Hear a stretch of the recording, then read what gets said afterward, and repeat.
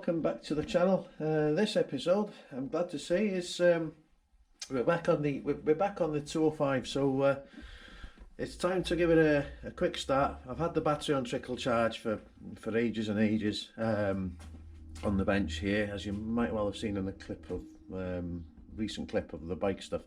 It's just over there on the bench. So yeah, gonna fire it up. I've just moved the car cover away a little bit, and we're going to get it started. And I tend to start the car every couple of weeks, just to keep everything running really and in good order. So yeah, basically I'm going to put some fuel in, some fresh fuel in, and I top it up periodically, just to make sure all the fuel is fresh and it doesn't run stale in the tank and stuff.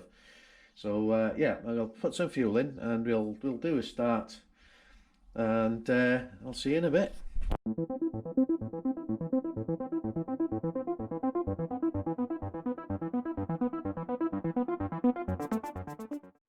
Right, welcome back. So we're going to give it just do a quick under bonnet check, make sure everything's good and there's no issues. All good, happy days.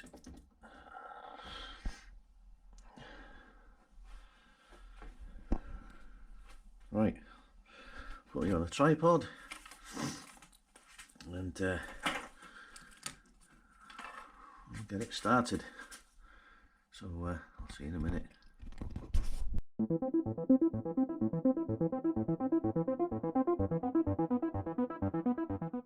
Right then, so yeah, there's been a development in terms of the 205 project. Obviously, it's been on hold for a good few weeks now. So this Saturday, all being well, my mate Mark is coming over to weld in the seat mounts. So that's going to be a massive stepping stone in this project. What it means then is I can get on with tidying everything else up on the floor pan, which includes painting it, getting rid of the last of the Miami blue away from the car. I'm actually going to paint it black. I'm going to paint it black, and actually the main seat mounts, the rails themselves, the tubes, they're going to be painted a nice satin black. So the floor pan will be painted, and it's literally the last bit of Miami blue left on the car.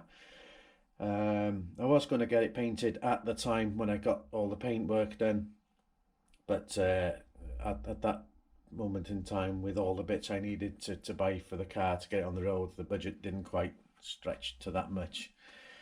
So with that in mind, with the carpet covering it all, so I decided to carry on without painting the floor pan Nardo grey. So it's going to go black. It'll be tidy enough. Nobody will see it anyway because the carpets are going back in, as you know. Yeah, getting really excited for this. Getting really excited for this now. So so yeah, it's all ready. It's all ready to go. So I've got a fire blanket over the dashboard. I need to tie it back to somewhere around the pedals, just to give them bit more space and visibility around here. I've also got another one. They're old out of date fire blankets, so I'm going to put drape another one over the door whilst it's being welded up to protect the door cards. I really didn't want to take them away because I'd fitted them, and I put special anti-vibration rubbery kind of tape on there, almost like a really soft rubber. It's gungy, but it's not easy to take off. So there's no rattles and stuff on the door cards, so I didn't want to disturb them. So yeah, the fire blanket will drape over those. I'm going to put masking tape in and around this area here to protect the paint.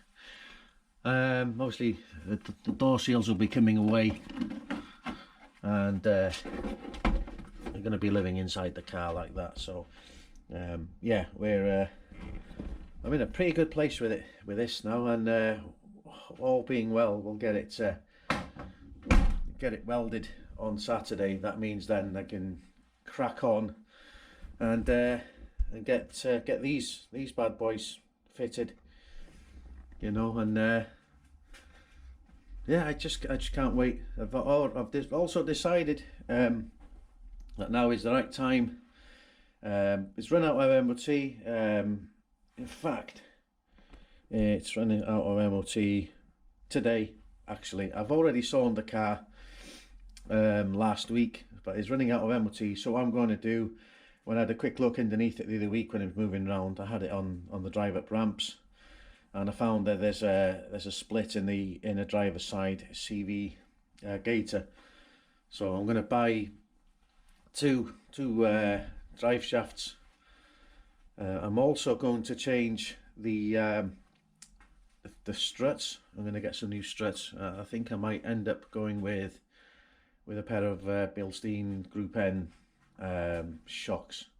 Rear shocks at the minute are B4, Bilstein B4.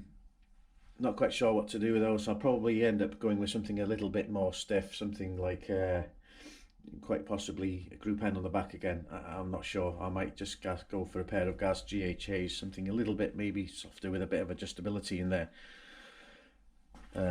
We'll see on that one, but get the interior finished, 2 struts on the car, drive shafts, nice fresh gear oil. It's not that old anyway, mileage wise, but we'll put some good stuff in there.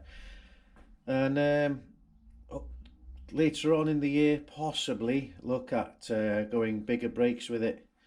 Nothing stupid, just possibly 4-putt Brembos or similar, or high spec or something like that, just to enhance it a little bit more. Other than that, yeah, we're in a pretty good place. So yeah, get all those jobs finished, get it insured, get it MOT'd. Once I've got the MOT ticket, I can tax it at the garage and then drive it home.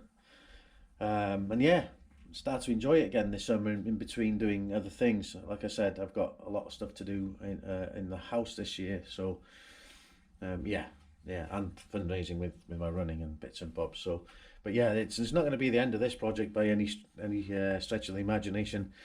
It's going to be car shows and other things that I'm going to do this year. I am going to go to Pugfest. I need to get to Pugfest this year.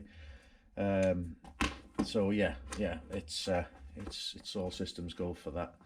Whether I take the 205 or 38, I'm not quite sure yet. I think it might be a bit of an adventure with the 205. So we'll see how it goes in that respect.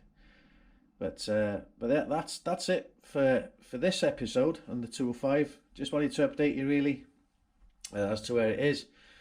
And yeah, thanks for watching. Thanks for subscribing. If you haven't yet, please consider doing so. It will help the channel grow a little bit more. And stay safe, everyone. I'll see you again next week. Take care. See ya.